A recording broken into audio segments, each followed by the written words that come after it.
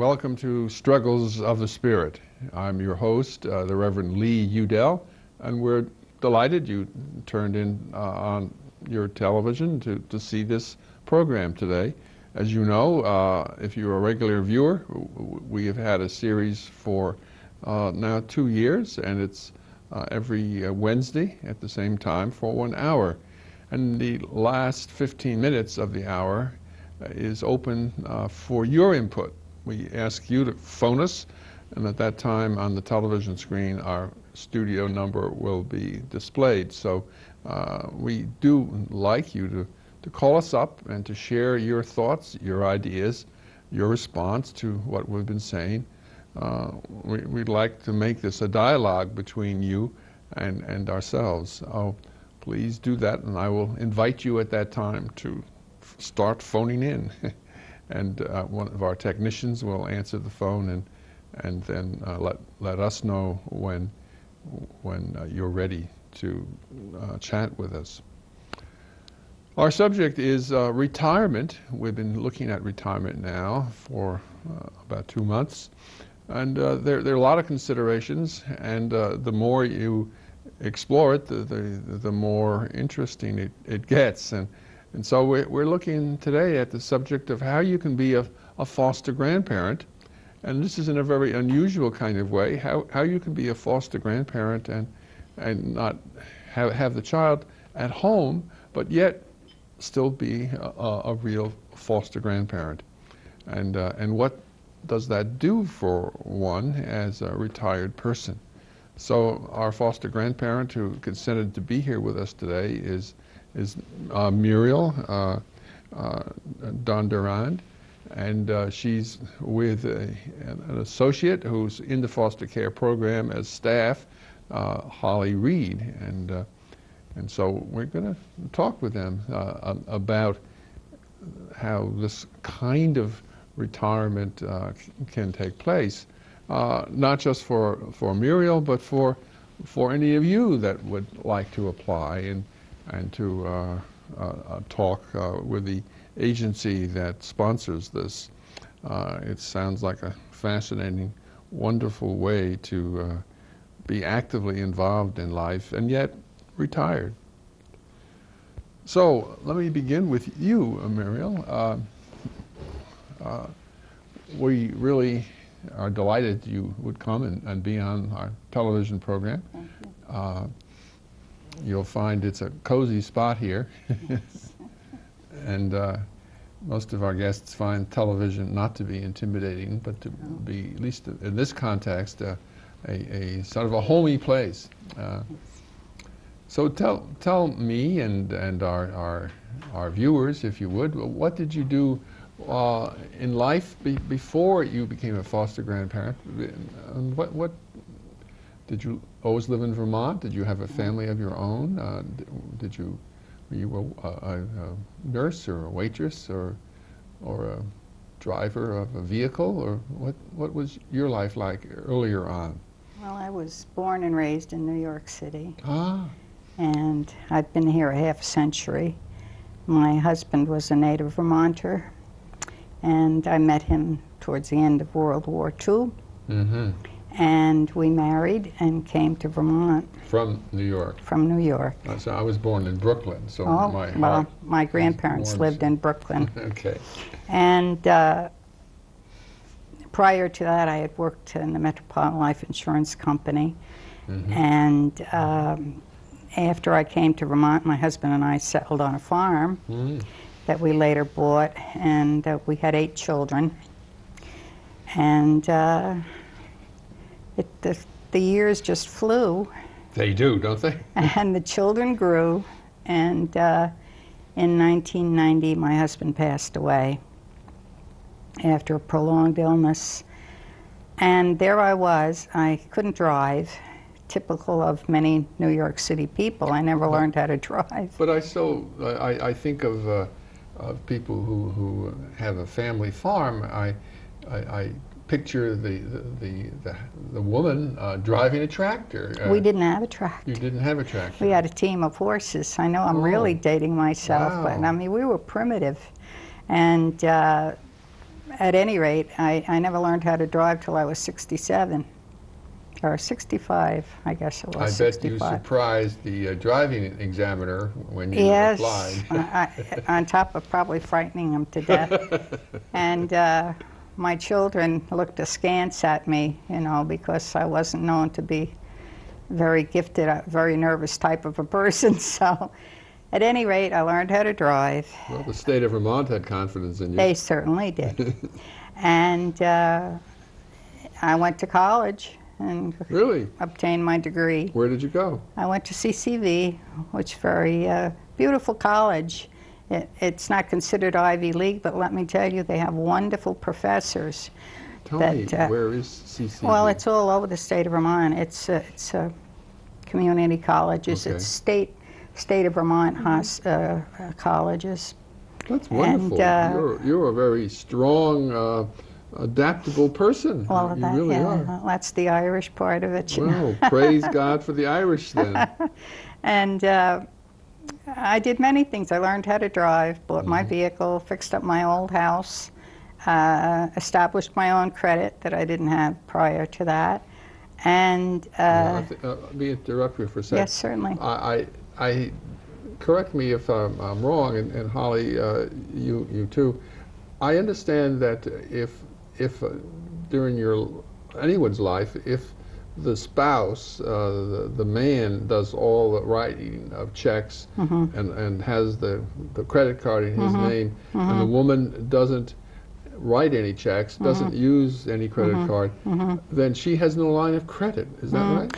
Well, I had no line of credit, no. And that was true for you? No. Oh, yes. Do you want to say anything about that? I'm not exactly sure how it works, but it is my understanding that if you don't have any credit through your life, should you become a widow, that doesn't mean your husband's credit extends to you if nothing was in your name. I think that's how it works. Now, I'm not an expert in that field. Well, it did for me. Yeah, and certainly that was Muriel's experience. I had to start from scratch. I had to really build a life. Yeah. And I had lived exclusively at home, didn't go out, didn't work during the time I was raising my children. No, I think it's kind of ironic. Muriel said she didn't work, but she did raise 8 children on the That's family work. farm. Well, work, That's work. I know different people, you know, take exception when I say that, but I mean not out in the social setting, not out in the world. I worked at home and was more or less a hermit, you know, and You don't seem to be a hermit to me. well, not anymore. I guess somebody said one time, you're like a flower that somebody forgot to water till now. So I found all these wonderful things out there, and none can surpass the Foster Grandparent Program. Well, we'll get to that, but Yeah. I want to get just a little bit more Okay. about your interesting background. Did you assist on the farm? Oh, definitely. You did, all right. Oh, yes. I So mean, in addition to raising the children and keeping house, you, Oh, yes. you were a practical member of the family for farming. well, we didn't have children for 4 years, so I had those 4 years that I could assist totally, and then the rest of the time I'd bring the little ones to the barn. Was But it we for- sold the farm. Was it for And- milk? You had cows? Oh yeah, we had a dairy farm, 252.5 acres, and as I say, we had we had a beautiful team of horses. I don't think there's a tractor that can beat a good horse. And you know, we were young, and our goal was to be rich by the time we were 40. Well, 40 has come and gone several times for me, but that's not. When you're young, you look at life in a different perspective. You do. Totally. You do. Yeah. And the far future has no meaning to you. No, It exactly. really- You're going to live forever. You never think of death. And one of the wonderful things that happened to me, and my first husband, God rest him, he was in Mary Fletcher, or the Fletcher Allen, for 5 weeks, his last illness, and I stayed down there with him. And it was a sad ending, but I was glad I was able to be there with him, you know.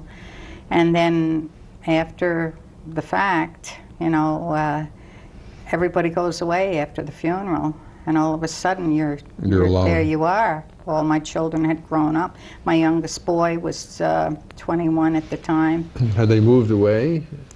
Well, I have Your family? They're in Vermont, most of them. I have one son that's deceased now. He died 2 years ago. He was hit by a car in Florida and killed. Sorry. And that was a hard one. And then I have another son who flies for American Airlines now. He was flying for Reno, and they've been assimilated into the American group. And he lives in Nevada, and he brings us out there and takes us to gamble in Las Vegas and different things like that. Did you win any money? Does anyone? The first day we went, of course, mind you, we're not big spenders, but the first day we played, and it was great, and I won $7. And I said, whoa. And so, but the next 3 days was a total loss. That cured me of any Well, you knew hopes when to gamble. stop. Oh, definitely. But that was very nice. But the children that I have here are around Vermont, so I can see. Well, of course, they have their own lives now, and I do too. I work. Plus, in 1993, I was fortunate enough to meet and marry this marvelous Muriel Dandurand, and I must say, they say grow old along with me, the best is yet to be, the last of life for which the first was made, and I certainly have found that to be the case. And of course, as I say, you're going to discuss the program, but that was the watershed for me. Tell us how it was a watershed, that you found someone to share life with you again? Is that the program or my husband? Well, both? Well, I mean, he just, there are no words, usually an Irishman can talk at the drop of a hat, but this man is such a wonderful, holy, gentle, kindly man, and his whole family is so good to me. So it was an offshoot of me starting a new life. But, as they say, it's not good for man to be alone, right, or a woman. Right. And I was very fortunate, as I say, to meet him. And he's such a supporter. He's not only my husband, he's my best friend. And he's very good to my children. So, but as I say, getting into the foster grandparent program was the catalyst that caused me to become more social. How did that accomplish that? Well, I have a dear friend who's no longer a foster grandparent, Ruth Judd, and she told me about it. And then Mary Furkey, who is my coordinator in Franklin County, called me and asked me about it, and I was terrified. I said, I can't do that. I raised 8 children. I can't do that. What were you terrified of? That I wouldn't be, capable. And so I reneged, and then I said I would. Then I reneged, and back and forth a couple of times, and then finally one day, I said, "Well, I'll give it a try." And need I say more? The rest is history. It's been 8 years, and it's quite the most wonderful thing. It does so much. It adds dimension to your life. Also, you realize you have something to give to the little children that you work with, and they appreciate the attention you give them and the love, and you help them with their schoolwork too. But at the same time, they can tell you their little troubles, and you accept them as something very important, because it's very important to them. Their little, what to the world would be minor problem, to a little child, they're major problems. And the motto of the program is giving love and getting love in return, and I said that's marvelous. We're also very fortunate to have a wonderful woman in Holly Reed that runs the program. We're connected to United Way now after many years under the auspices of the VNA. And then in Franklin County we have an equally gifted lady who is just marvelous. And when she came to me the first time, and then I reneged, she didn't, get upset. She said, when the time is right, if you feel, then let me know. And I think it was the lack of pressure that finally changed my mind about going into it. So You weren't it's pushed, you marvelous. weren't Oh, forced. not at all, not at all. And we're treated so well. I'm unique because I'm the only one at Sheldon School, you know. So I'm a queen bee, you might say. They gave me my own reserved parking. And, Now, in an institution, that's a major that is a major achievement. coup. Oh my, major that's coup, you know. very rare. Very rare. And if anybody goes and parks there, there's war because they'll announce on the intercom, somebody's in Grandma Dandurand's place. But all the staff treat me marvelously well. And the present class that I'm in now, the teacher, she makes me feel part of the team. I feel so wonderfully utilized, you know. We're not aides per se, and we're not teachers with a certificate. At the same time, the work we do with the children helps them greatly to be more successful. Well, tell the viewers and me. You know, Holly knows about it. But tell us on an average day, what happens? So you pull up and park in your special reserved spot, and then what do you do? Then you go into the classroom, and if the teacher has a child who has a special problem that day, or she's concerned about something, she will talk to me and say what she would want me to do later on in the day at a certain time. The teacher, you're assigned to one classroom? Well, basically two for now. I'm in another class for silent reading. And I go in there from 12 to 12:30. The rest of the time I'm totally with my other teacher, Mrs. Quebec.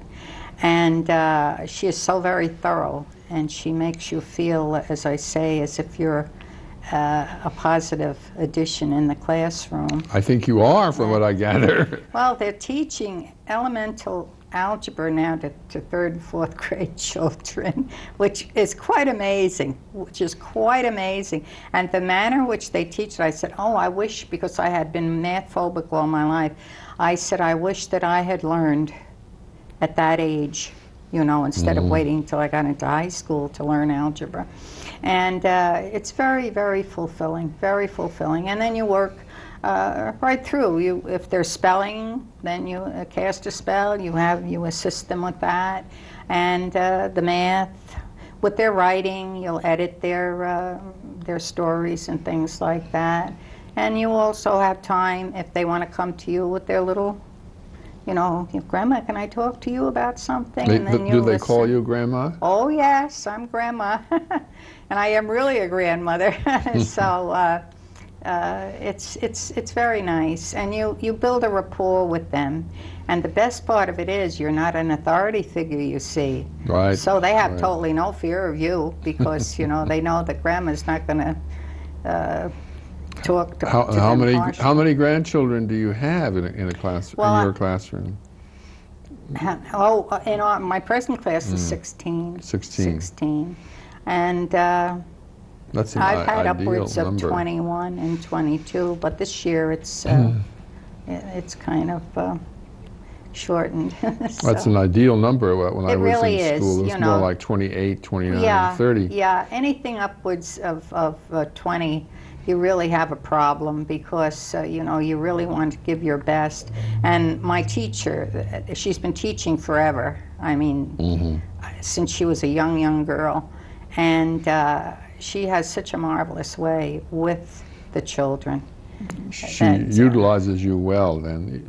She certainly does. She doesn't see you as a rival or a competitor. Oh, no, not at all. In fact, she acts, you know, they really praise me so much that I said I'm going to have to wear a new hat size if it keeps on, because they just are so supportive. And that the principal, our new principal, the prior principal is wonderful to me, and we have a young woman, Sharon Senesac, who is just marvelous. It's a very well-run school. There's a lot of values that are impressed on the children in that school. So all in all, it's a marvelous thing. And the children are respectful of you. Very much. You know, very much. so often you hear about about school systems in general in this country. I'm speaking of, not necessarily your town or Vermont, but where children are rude, nasty, insulting, pushy, even dangerous. That's not the case. That's not the case in our little community and in our little school. God forbid that it ever comes to pass. You see it all the time, and you're never, you never can tell in this day and age if. But we hope for the best, and that we never have to deal with that. Our principal wouldn't put up with any shenanigans on anybody's part, and neither would Mrs. Quebec.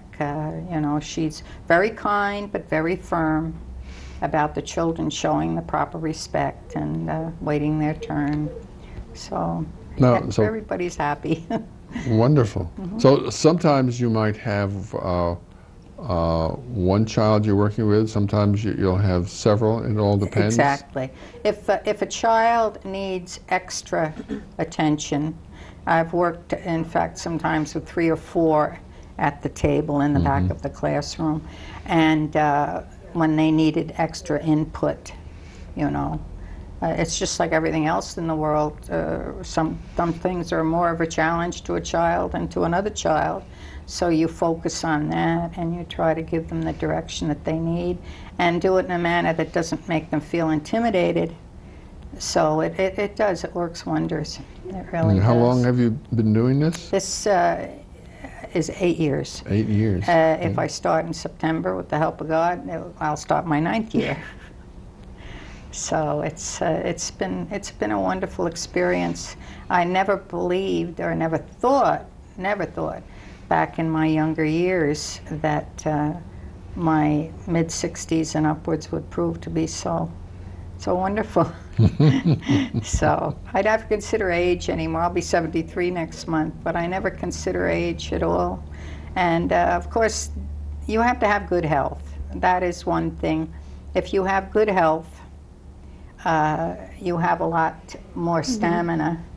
Not all of us are blessed with good health, but my husband and I, thanks be to God, we do have very good health. So, well, let me involve Holly some here, because there's some questions I want to ask. How is a foster grandparent in your program different than just having a sensitive teacher aide? What would be the difference? Well, Holly can explain that. Well, I think the difference is the fact that the foster grandparent is supplemental to the rest of what goes on in school. They are a senior citizen that comes into a site, and we do have foster grandparents in a variety of different sites, such as everything from daycares, preschools, Head Starts, elementary school, middle school, and then we have foster grandparents that work through the Department of Corrections and Woodside Juvenile Rehabilitation Center working with older youth. But I think the difference is the foster grandparent really is a grandparent-like figure who has as their goal to develop a one-to-one relationship with children who need that extra support. And they really work to build self-esteem, they work to build skills, they work to develop that relationship so the child really feels confident. So I think the difference is that whole nature of a grandparent-like relationship. I think perhaps the difference is best in our own imaginations when we think back the difference between our teachers, our parents, and going to our grandparents' home. Now I know for some people the grandparents' home was a stern, strict place, but for so many people that was the place that there was a lot of moral support, it wasn't as judgmental, and I think that carries over into the foster grandparent role. Would you agree? Most definitely. Most definitely. Are you allowed, I mean, I don't know what goes on in schools anymore because things have changed so much, but are you allowed to touch the children? Oh, certainly. I do. I mean, I had children that were in my classes prior to this, and they'll meet me in the hall, and there's no way you can get out of that bear hug because Grandma. And I'm glad to respond in kind. Yeah. I do think it's an interesting question, and we do. Foster grandparents, before they join the program, do not have to have experience working with children. So some of our foster grandparents have never had children of their own. They may not have ever worked with children. We have foster grandparents who were salespeople, who were homemakers, who worked in the mill in Winooski, just a whole variety of different things. So we do provide some preliminary training for foster grandparents before they start at their placement, and then they get training along the way. But one of the things we do talk with foster grandparents about is the whole issue of, as Muriel said, the children really come to look forward to a hug and some nurturing and some caring, which is very appropriate. But we also talk about appropriate ways to do that. If a child approaches you for a hug, that's different than you just giving a hug to a child before they make it clear that's what they're looking for.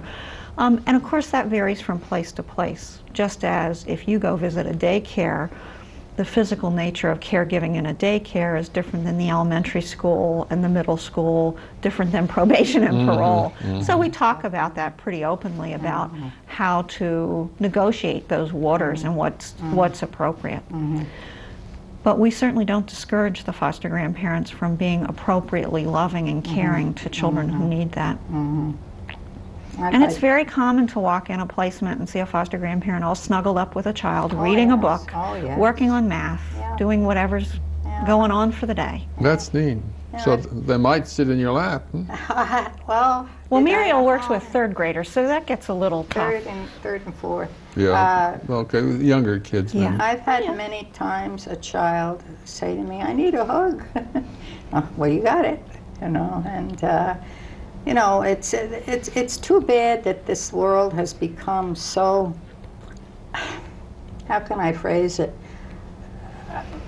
Everybody's agenda is questioned. You know, what their motives are suspect. But I never feel that way. It's just, I've been there 8 years, and they know me, and I have a raft of grandchildren and great-grandchildren of my own anyway, and they all know me as the hugger grandma. So I hug everybody. You know, oh, wait a minute, I'll give you a hug. And it works out well. The children appreciate it. I have a biological grandchild of my own. Yes. She's 3 years old, and when her mother brings her, we have her all day in our home once a week, and so we can get to know her well, and she can get to know us. And so when she comes in the door, she usually with the first 5 minutes, she'll just run and throw out her arms and want to be picked up and hugged. Oh, yes. Oh, yes. They do. Essential. They do.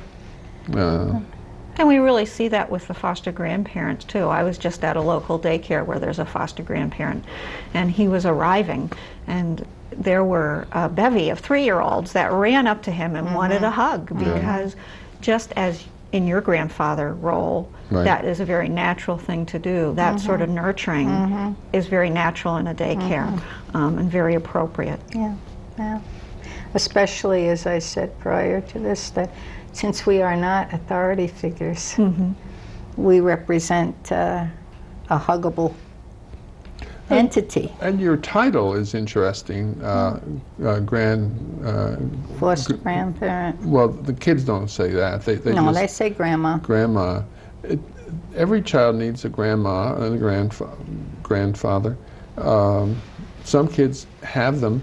Some kids never see them. Exactly. You know, some grandparents are distant emotionally. That's right. Exactly. And so you're providing for the children an essential component of their life. Definitely. And, definitely. And I've done a lot of psychotherapy with people in the past, and people will often tell me, you know, that a certain individual who was not a family member fulfilled a deep kind of role to be a grandmother or a grandfather when they were growing up. And sometimes it was a school teacher, sometimes it was someone in scouting, sometimes it was a next door neighbor, sometimes it was someone in church or synagogue. It would vary, but there was a deep need for some other surrogate grandparents. Yes. In fact, I saw a young lady the other day. Well, she's got married young, so her children look the same age as she does practically.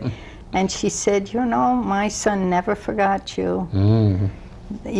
And he had been known to be on the bench, as they say, quite a few times for one thing or another. He's graduated now 4 or 5 years ago. She said he never forgot how kind you were to him, and it encouraged him so much. And you know, that was worth $1 million to me, to hear that said, that they really felt that you made an impression, did some good. They may very well remember that for the rest of their lives. I hope so. I remember my 3rd grade teacher. This was not a foster grandparent, but I had a 3rd grade social studies teacher, and she had spent some time with the Native Americans, and she came back full of the Hopi Indians, and with paintings and drawings and books. Beautiful. And she just sort of lifted us all up with her enthusiasm. Yes, and, yes. We just, I've never forgotten. No. There's always at some time in your life, if you're fortunate, you have more than one role model. We all need many. Yes, we certainly do. And if you can even once provide that impetus to a child to say, gee, she really cared what I told her. She really said I wasn't dumb when I said I was dumb. And, you know, the building of the self-esteem, I think that is one of the most important things that a person can have, is a love for themselves. Not in a selfish manner, but so that they can, you can't give love if you don't have any for yourself. And when a child discovers this, they blossom, you know, they blossom. So, as I say, it's marvelous. But Holly, she knows the program inside and out, so she has a lot of things that she can supply concerning the program. Well, when Muriel talked about self-esteem, and you asked the difference between a foster grandparent and everyone else. In a way, the foster grandparent is really in the position and in the role just to help that child blossom or help that youth blossom. There are other tasks they're assigned, like to help with, I mean, obviously to help with academic skills and tutoring, all different things, helping preschool children through some developmental challenges, those kind of things. But the real basis, and I think the real difference, is the encouragement and the loving and the nurturing and the fostering of that sort of blossoming of those children and youth that are assigned to be with the foster grandparent a little bit more during the day. That's a wonderful program you've brought into being. Oh, heavens, Holly, yes. thank you. Heavens. I wish I could take the credit for bringing it into being. I just have the gift of being the director. Yeah. It's really a program that was developed actually at the federal level. Oh. These programs are nationwide. There's 300 foster grandparents nationwide, and there are over 200,000 foster grandparents. So Muriel is part of a larger movement of seniors contributing their time to children across the country. Here in Franklin, Grand Island, Chittenden County, our program's been running for 25 years. So I can No, foster enjoy grandparents the gift. don't receive pay. Is that right? Well, actually they do. It's They a do. stipended volunteer program. It's a program that's specifically designed to encourage people of limited income to volunteer and provide community service in the way they might like, but might not be able to without a small amount of money, so that the volunteer work doesn't cost them anything. All of us who have volunteered our time know that there's a cost connected to that Sure. in some way. So our program is a stipended volunteer program. For people who meet an income eligibility requirement, they receive $2.55 an hour. So it really is a stipend. It's defined by federal law as a stipend, but it's certainly not a wage by any stretch at such a small amount. Foster grandparents are expected to volunteer 20 hours a week, and that's based on the philosophy we really do want the foster grandparent to be part of the site, to be part of the children's lives. And it's much harder to do that if you're there for an hour and then you don't see anybody for another hour during the week. It's hard for the children. It's very difficult for the children. I mean, to develop relationships and have that nurturing and self-esteem building go on, you really need to be there on a consistent basis and be counted on. So it is a stipended volunteer program. So there is a little money connected, which can be helpful to people. Our foster grandparents tell us that it's a little bit of help. It helps some of our very limited income foster grandparents not have to make decisions between food and medicine and et cetera. For others, it's a little extra that allows them a few extra treats, like going out for dinner where they might not be able to otherwise.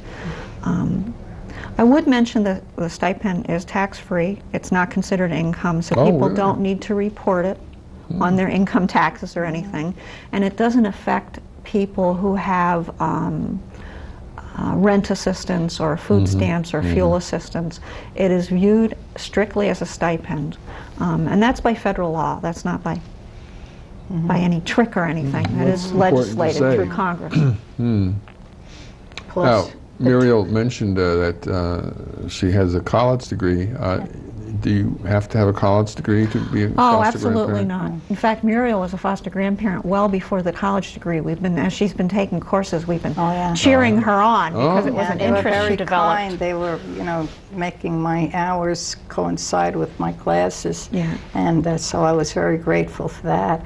But one thing, too, there's 28 cents a mile that we receive besides the stipend for our travel, which is a wonderful help because I'm 12 miles one way from my site. So that's 24 miles, which is great. But no, I just decided to get an associate degree. And then they said, oh, you can get your bachelor's degree too. But I had to talk with my husband. He was so supportive, and he took me to all the classes. Good weather, bad weather, didn't matter. He'd take me. Well, you two are blessed in your relationship. Yes, we are. To have a husband who really wants the best for you. Oh, all the time, all the time. We've been together. We'll be married 6 years in September. We've yet to have a word that he could be mildly called not A pleasant. fight. Oh, Yes. never. He doesn't fight. He's just not a fighter. And so I feel blessed that way, too. But he took me back and forth to St. Albans, which is about 20 miles, 18 or 20 miles from our house. And as I say, bad weather many times in the dead of winter, so I could complete and get my degree. And of course, then I got greedy and I said, oh, I'd like to go on and get my bachelor's and then maybe my master's. But I said, well, I'll be playing a harp before I can get my master's. So I said, I guess I better quit while I'm ahead. But it was nice. But I think to kind of go back to your question about do most of our foster grandparents have a college degree? Certainly not. I think our foster grandparent group is very reflective of the general population. And some of our foster grandparents only finished elementary school. Some of them haven't completed high school. Some of them have completed trade school or some degree of college. But overall, education, their own educational requirement, their own educational background is not a requirement of the program. The requirement is that they be 60 and older, that they meet the income eligibility requirement, that they be interested in working with children. They may have never had experience with that, but that they be interested in working with children, that they be physically able to give 20 hours a week and be willing to do that, and then we'll help support them with the rest. And when I say physically able to do this, I'm talking about having the stamina to be with children 20 hours a week. As Muriel knows, because she knows the whole foster grandparent group, we certainly have had people who have used crutches, who have had walkers, who have had open heart surgery. We had a gentleman for a while who happened to be a double amputee and used an electric wheelchair. They all had the stamina to do this, but might have other physical challenges that we needed to walk around. A number of years ago, we had a lady who happened to have cerebral palsy. And the children just quickly understood that if they needed a hug or wanted a hug, what they needed to do was say, Grandma, please sit down, I'd like a hug, because if you hugged her while she was standing up, it caused her to be unsteady and she might fall. And the children thought nothing of it. It wasn't an issue for them. Children are marvelously adaptable that yes, way. they are. Much more so than adults. Yes, they are. No, really. Yeah. So I think your viewers, if they're interested in becoming a foster grandparent, don't need to worry, oh my goodness, Muriel talked about having a college degree, I barely finished the 6th grade. No. We have placements that range from baby daycares up to tutoring young men who are working on their high school equivalency. So a requirement for an educational background for the foster grandparent isn't the primary requirement. It's up to us to find where your interests and your skills and talents lie and match it appropriately. Match them up. Yeah. Well, the love of children and the willingness to share with a child is all, really, and then of course, the other criterion. But I mean, that essentially, you have to have that. That's the most important part, and then the rest can fall into place. But I recommend it highly. There's something else too. At the site, the foster grandparent gets a free meal every day at lunchtime, That's good. which is very nice. They have good food. They have it catered by the Abbey group. And there's many other things that you can't describe in words especially. But you know, I've yet to get up in the morning in 8 years and dread going in. It's always a good feeling that I'm going to do something that I enjoy. We kind of chuckle when there's a school break or summer vacation. The children may not be ready to go back to school, and the teachers may not be ready, and the principal may wish there was another little bit more vacation, but the foster grandparents are ready. They're ready to go back. They're looking forward to being with the children again. One of the, I think I've said this before on this program, but it's important. One of the essential things for people of all ages is to have in their living a sense that they are being fruitful, that they are, their activities are important to others in some kind of way, and not just in a token way, but in a real way. It sounds like you fulfill that. Definitely. You know. Most definitely. You know your day is worthwhile. You know that your love is returned. Yes. You know that you're doing something that's really important. It certainly is. You're not killing time. No. No. Not just waiting for them to come with the hearse, you know. I think that's really true. And our foster grandparents, as we've talked to them, and as we've even done something as formal as a survey with them to find out what's important to the program to them, what we find is that even though the stipend is helpful, what becomes critically important and the most meaningful thing is that our foster grandparents know that they're making a difference, they're making a contribution, and they still have a value and importance in terms of their life and what they're contributing. And I think sometimes as people approach retirement or they go into their retirement, that's the thing that drops out at the bottom. We have so many foster grandparents that have talked about with us how unsettling it was to retire, how they had experienced a certain level of depression because they knew who they were and what they were and what they were about and what their contribution was. And when that employment comes to an end or your life changes, if your work didn't happen to be for money, as Muriel's was not for money, but here she was working hard at her family and her farm. When that changes, there's something that changes about how you feel about yourself. So I think it's important. And one of the things I've learned, I think I'm middle-aged now, I've learned from the foster grandparents is to really start thinking now about, so what do I want it to be like? What are the things I would like to be involved in? What interests me? So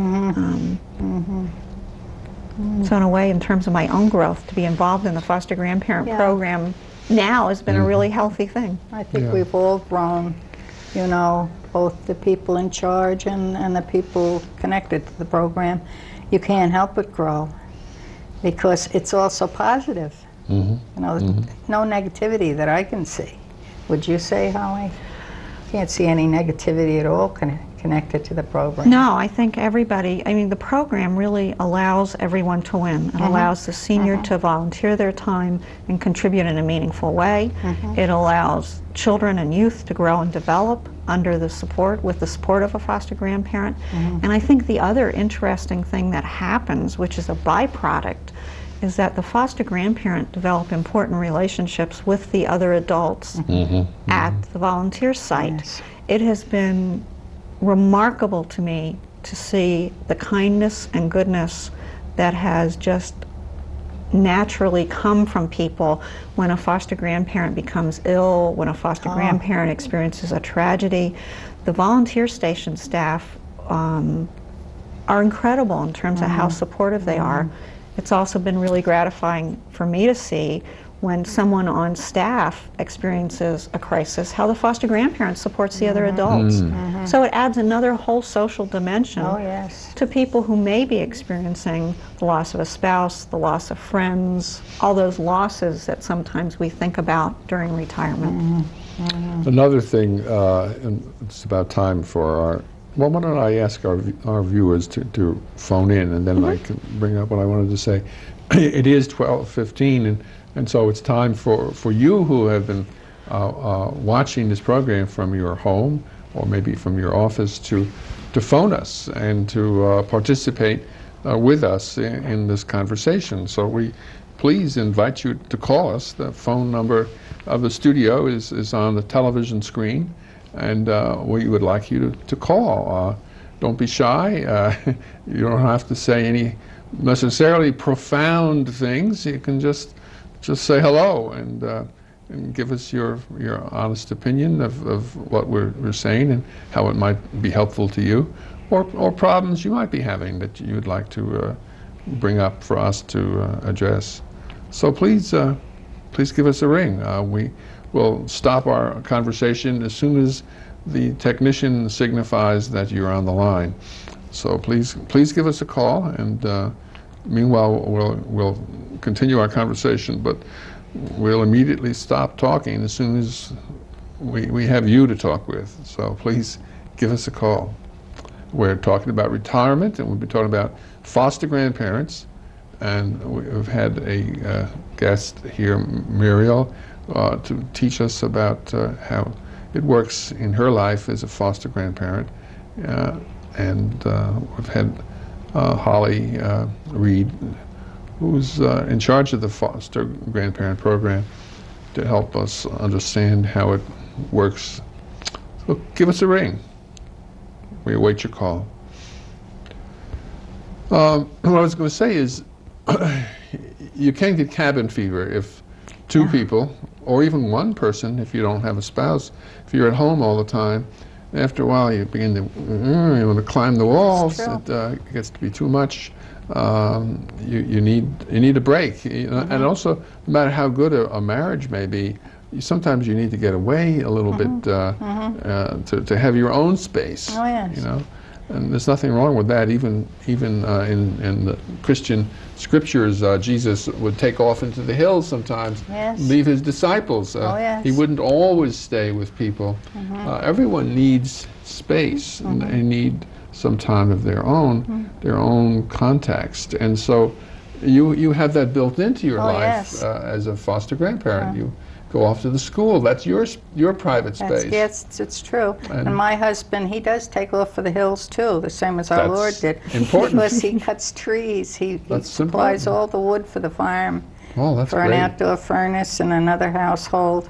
And so he's very active, and he's out doing that. So were I to be at home, wonderful. And if I were at home, he'd be out working, so I might as well be having my own little segment to myself.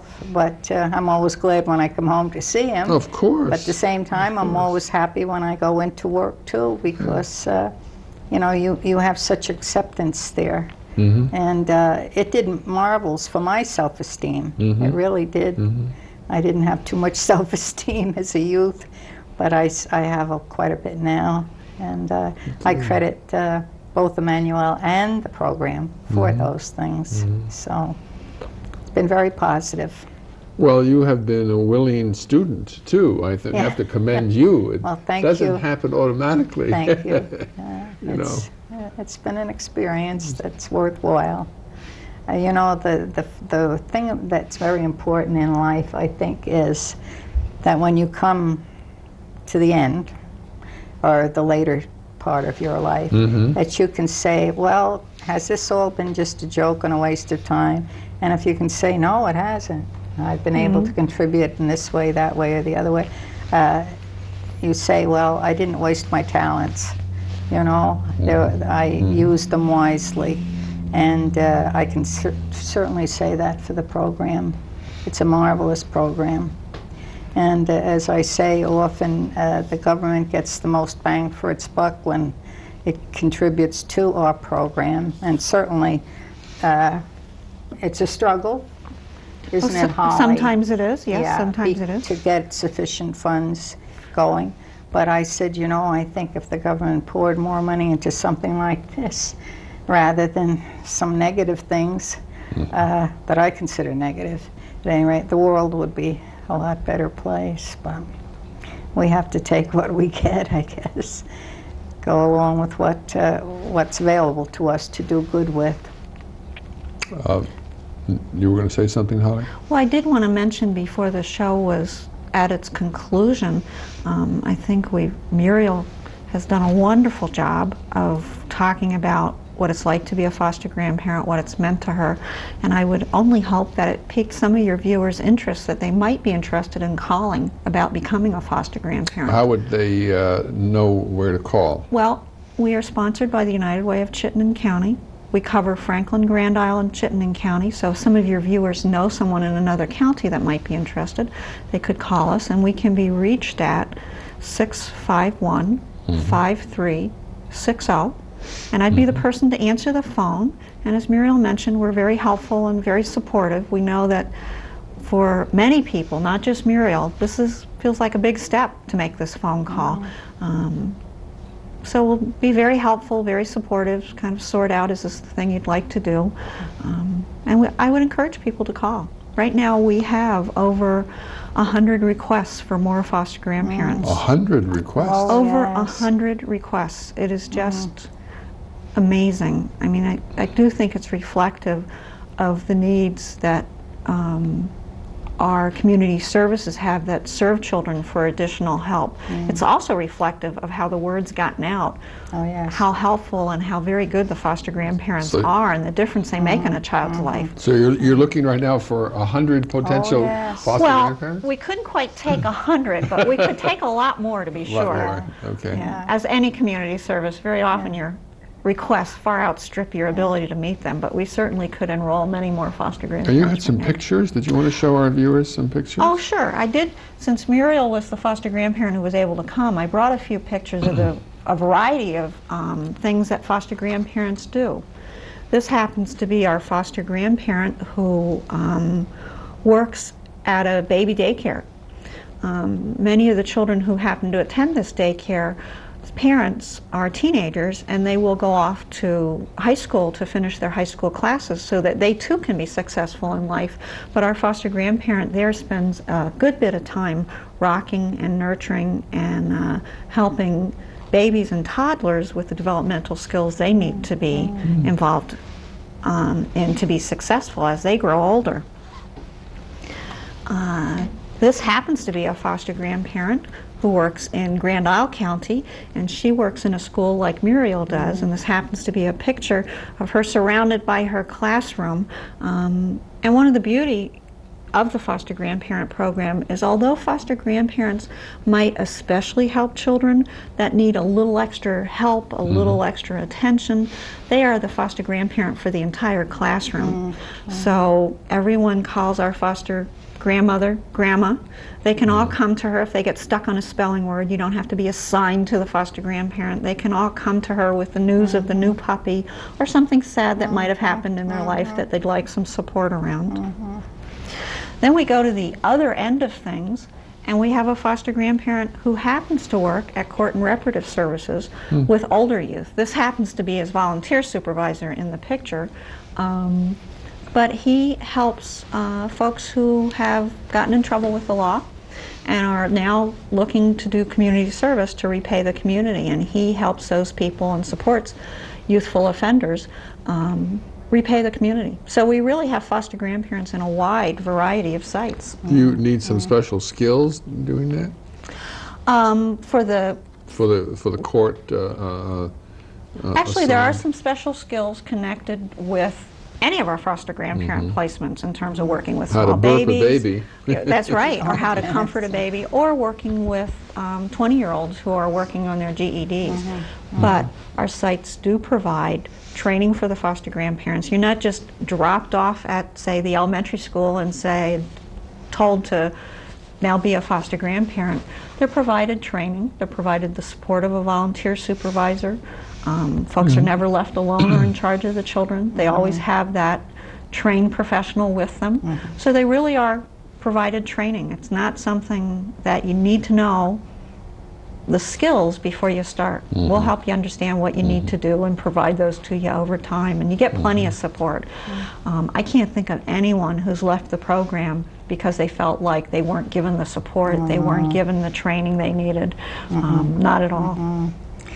Tell them about the wonderful treat you give us every year at a very fine hotel. Well, we've talked about a number of the benefits of being a foster grandparent. We do provide pre-service training. We do get together about 4 or 5 times a year for in-service training. And for the ability to all get to see each other and talk about what we're doing as our foster grandparents do. We do have excess liability insurance for all our volunteers that covers them for their volunteer hours. They do provide all our sites that have a hot meal going on. For example, our schools just allow the foster grandparents to have lunch because they're so grateful to have them. And then every year we get together, most recently at the Hampton Inn, thanks to a generous donation from the Hampton Inn to allow us to do that. How wonderful. Where we all get together and celebrate the good works that everyone has done together working with children. So for example, last year we were at the Hampton Inn. There were 50 foster grandparents and 200 people altogether, teachers and principals and probation officers and daycare providers who work with the foster grandparents, all just celebrating the work that we've done together. It sounds like it's a great time. Wonderful. You've given it a good recommendation. Well, it's very enjoyable. We all have a very good time and get together and in a very beautiful setting. So it really is, it's very worthwhile. Well, we have 2 minutes left before our program is over, so if any of you are hesitating about calling, please phone us right now. We would like to hear from you. Do you have any questions, either of you, about Oh, maybe Holly has something that she'd like to about the subject here of... Well, are you retired? Let me ask you that question. I don't consider myself retired. I'm not sure what the word really means. Well, you said it well. Because When you retire, you go to bed. You go to bed. Pull the covers over your head. At the end of the day. And so, no, I don't feel that way. In fact, when I was a young mother raising children, and my oldest children, of course, were a lot more advanced in age than my babies, since I had 8 children. And they always knew where to find Ma. Just pick up the phone, Ma's there. You don't even have to call. Go over, she's there. Not so now. No way. No. They have to make an appointment to see me now. They get my answering machine. So it's, I don't feel like an old lady or a grandmother. I just feel like a person who's blessed to have something meaningful to do every day. And as I say, my husband is so supportive about everything that it makes it even better. And we have great people in charge of us, such as Holly and Mary Furkey, and they really give us the impetus to try to do what we can with the kids. Well, thank you, Muriel, for being here, and thank you, Holly. It's been important to have you present, and thank you for sharing about your life and about what it is to be a foster grandparent. It's been helpful to many people. We don't get the phone-ins, but I think you'll hear feedback from friends and neighbors in the supermarket or on the street. I saw you on television. I'm pretty sure I did. And so you'll find feedback that way. Oh, yes. Oh, yes. So thank you for taking the time to do this. And I hope you found it worth your while. Definitely. It was a great pleasure, and I appreciate the chance. And appreciate Holly for calling and telling me about it. And thank you for having us. I think it's important people know there Oh, are yes. alternatives as they Yes, enter their senior years that they might not have Positively. thought about before. Yeah, they definitely. probably didn't know they existed, these No. things.